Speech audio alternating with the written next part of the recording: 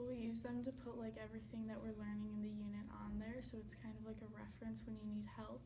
But last year I didn't really like see how useful it was, but this year I've been able to use it to help me on like problems. When I don't know something, I go back to the learning map and it's right there for me to see and like learn and use to like help me solve whatever issue I have with the homework or like a problem.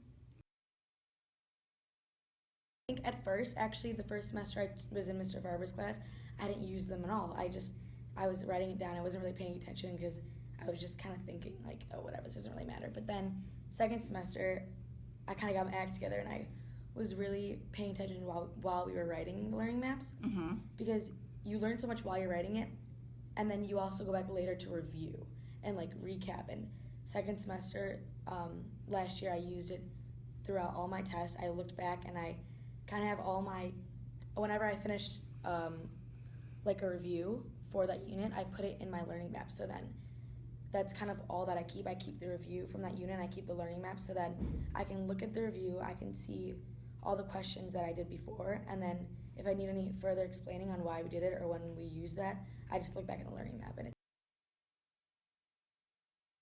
using learning maps, especially for 2 years, it actually really helps me because for studying for a test or even for homework, if I have a question or need to figure out a problem, I can always refer back to my learning map.